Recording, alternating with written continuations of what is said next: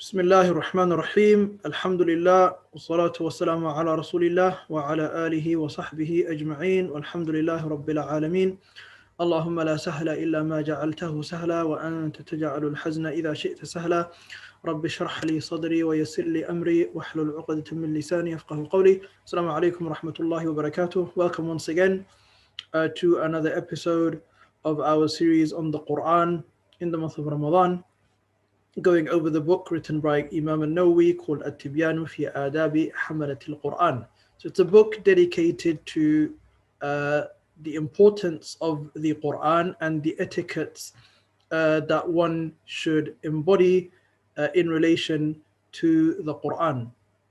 Continuing from where we left off, the author he mentions and he quotes the narration of Abdullah ibn Abbas. So he says, وعن ابن عباس رضي الله عنهما قال, Ibn Abbas رضي الله عنهما, he said, أكرم الناس علي جليسي الذي يتخطى الناس حتى يجلس إليه.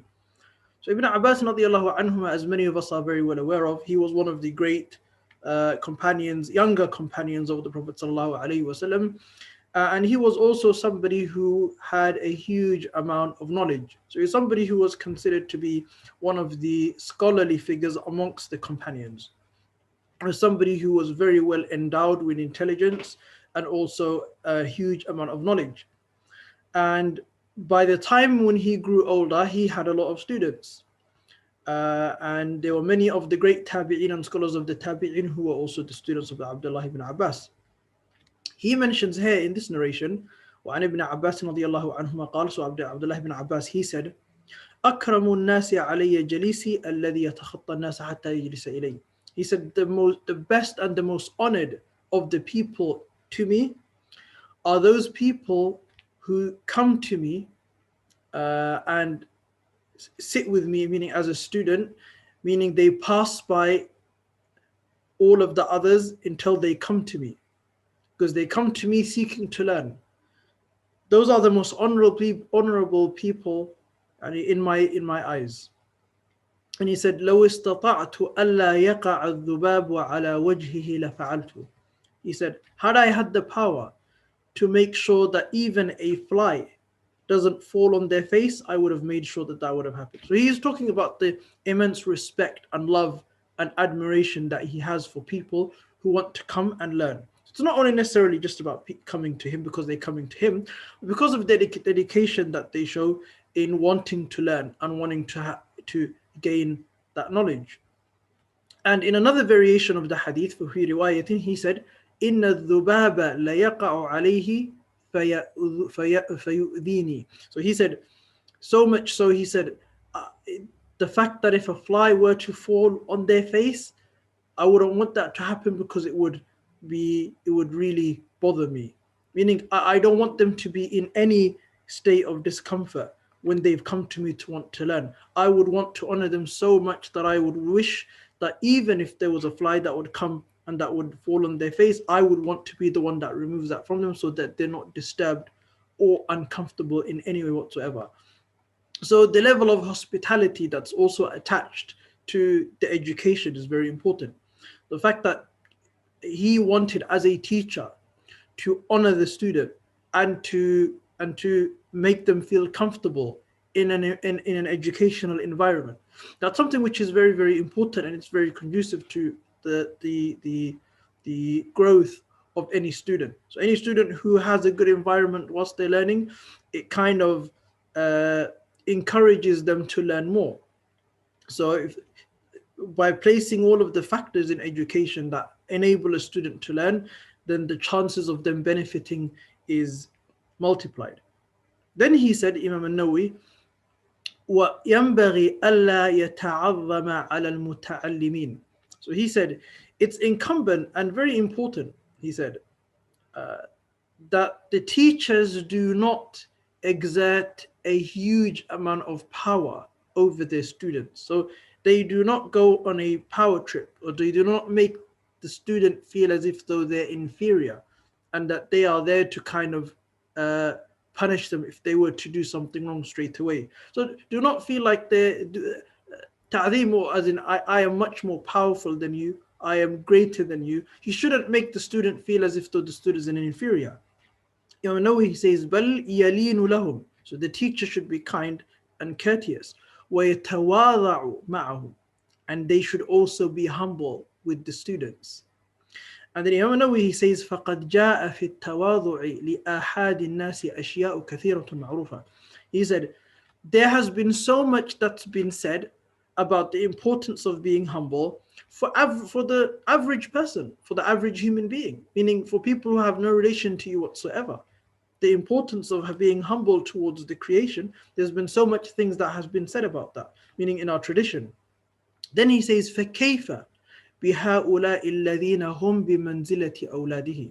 Then what can be said about those people who are on the level of his children, meaning the students? So if the Sharia encourages greatly that a person should be humble towards the creation, then how much more humble should a person be to their student? Okay, for the ones who are going to want to learn. That's why Imam Nawawi says, مَعَ مَا هُمْ عَلَيْهِ, especially considering the fact, مَعَ مَا هُمْ عَلَيْهِ مِنَ الْإِشْتِغَالِ بِالْقُرْآنِ, considering the fact, especially so, that they are there and they're busying themselves with the Qur'an.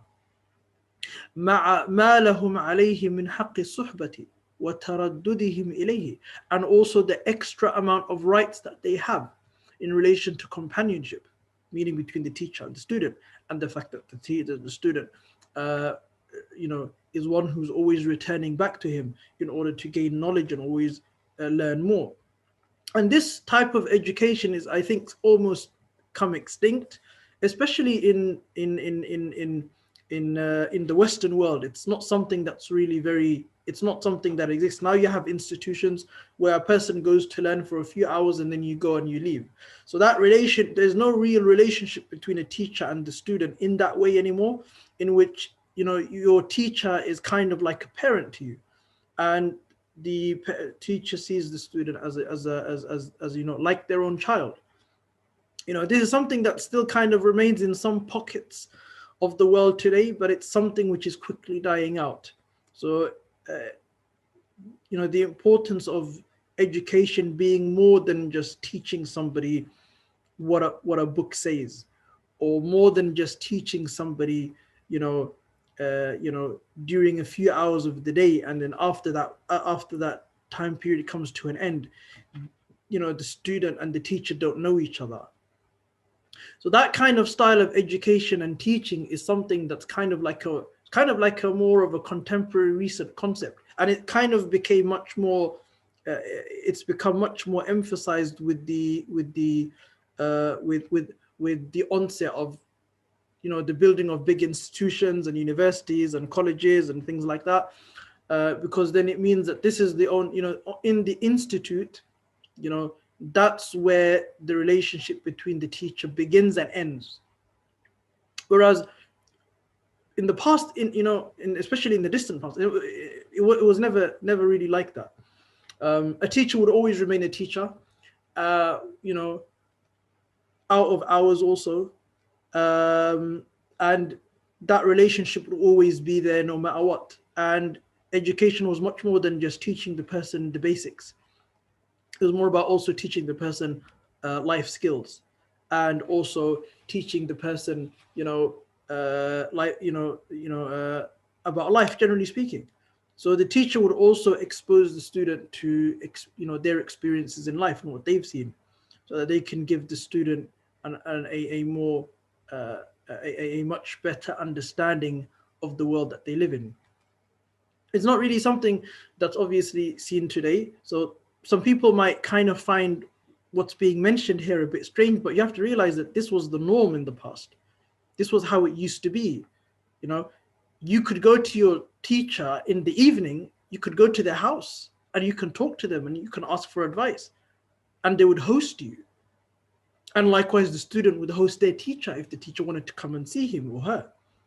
So a lot of things have changed, and that's just obviously to do with the changing of the times. وقد جاء, the Prophet, then the author, he says, وقد جاء عن النبي صلى الله عليه وسلم, and there are traditions that came from the Prophet صلى الله عليه وسلم, stating that he said, لينوا لمن تعلمون وَلِمَنْ تَتَعَلَّمُونَ مِنْهُ. Be soft and kind to those whom you are teaching and to those whom you are learning from. So the teacher and the student should both be kind to each other. And this is mentioned, Al-Khatib al-Baghdadi, he mentioned this in his book Al-Faqih wal-Mutafaqih. Al-Daylami also mentions it in Al-Firdaus, in a narration that was transmitted from Abi Hurairah radiyallahu anhu. Then Imam Nawawi he continues and he says, وعن أيوب السختياني رحمه الله تعالى. So this is one of the early Muslims. He said a famous statement that he made, in which he said, and he's talking about the importance of the teacher being extremely humble. So, and the reason why a teacher should be humble is because he or she shouldn't assume that because they carry a certain amount of knowledge, that this kind of makes them superior in any way to anybody else. And obviously, a person might not really understand the importance of why that is, or why a person should always be humble. They might not understand that, but obviously, it has everything to do with sincerity. So if a person is wants to be sincere, then obviously they need to also be humble, because there's a very strong relation. And he mentions this, and he says, ينبغي للعالم أن يضع التراب على رأسه تواضعا لله عز وجل. So he said, and this is also collected by Al-Khatib al-Baghdadi in his book Al-Faqih wal-Mutafaqih, but Al-Ajuri also mentions it in his book Akhlaqi Hamlat al-Quran, that it's important for somebody who has been endowed with knowledge that they place the earth on their head as a sign of humbleness to Allah. Obviously, a person doesn't have to do this, but the importance is that you understand the message that's being relayed, which is the importance that a person who has scholarly knowledge to be also extremely humble, to the point in which even if it means that they have to throw dust on their head or earth on their head for them to come to that for them to reach that level of being humble, then that's very, very important. And you'd be really surprised in Islamic history how important many people took this. There were some madrasas in the past,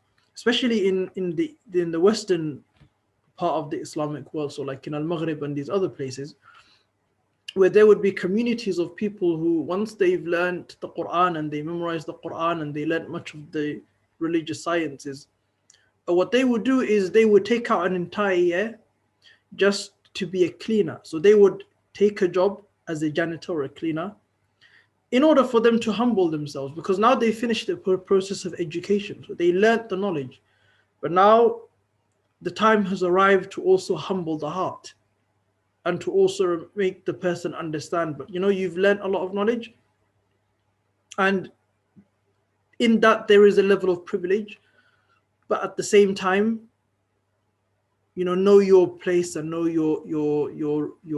your position with Allah. You're not better than anybody else. You're not superior in any way. So what they would do is they would take out an entire year as an example. So that's an average. So they would take out an entire year after their education, and they would take menial jobs in order to humble themselves. And this was just a process of training. I mean, some of the scholars, they said that was really good to do, and that's something which is very important because a practical way of learning how to be humble. And others say that it's more of a spiritual practice, so it's not really needed.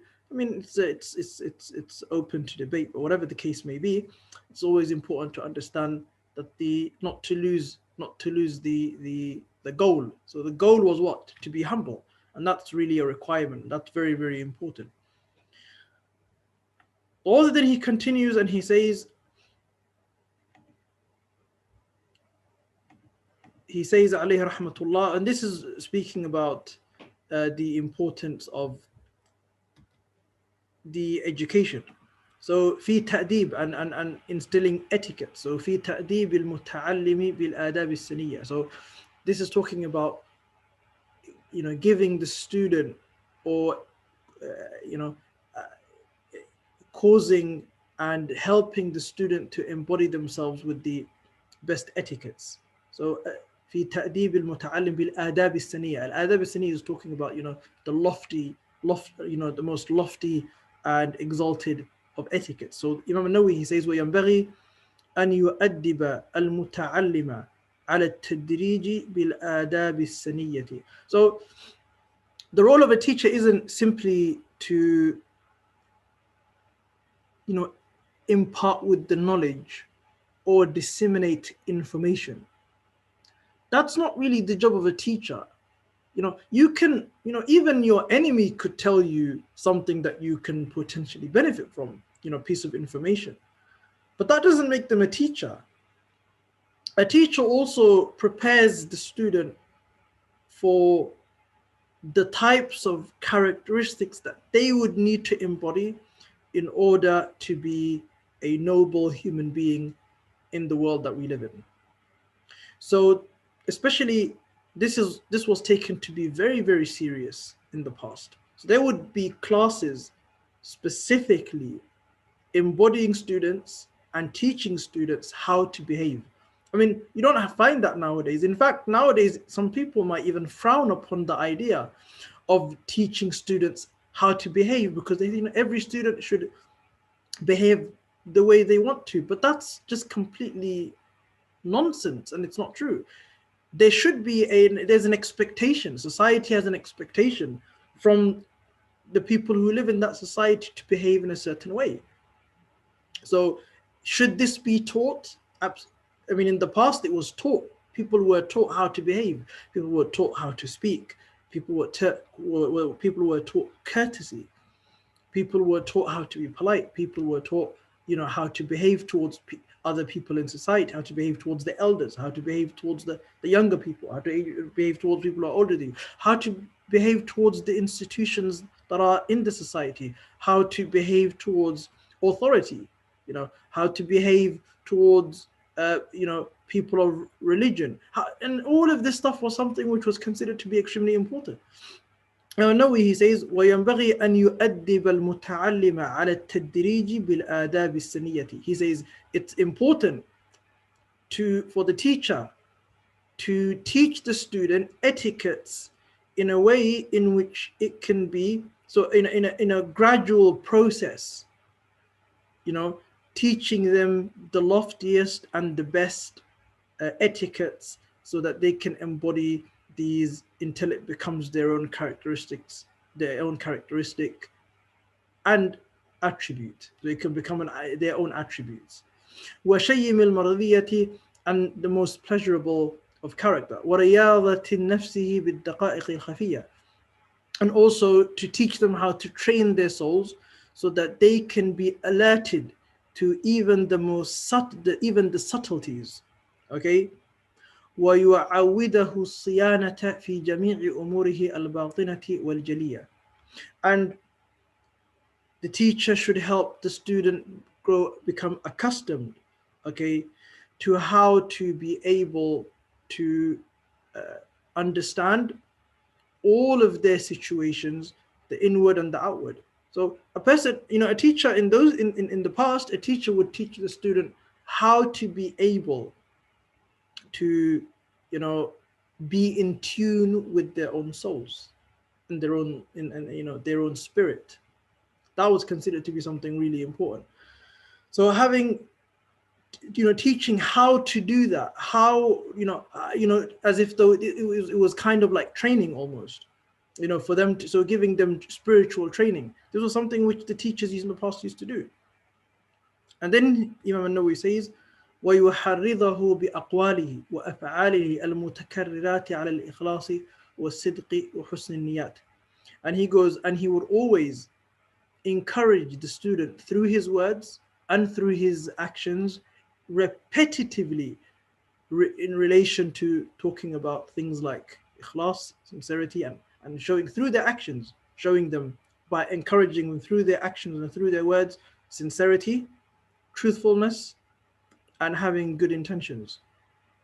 وَمُرَاقَبَةِ اللَّهِ تَعَالَى فِي جَمِيعِ اللَّحَظَاتِ, and being aware and conscious of Allah in every situation. وَيُعَرِّفَهُ أَنَّ بِذَلِكَ تَنْفَتِحُ عَلَيْهِ أَبْوَابُ الْمَعَارِفِ, and that he should make him or her recognize that by doing so would cause all of the doors of understanding and comprehension to open for this person.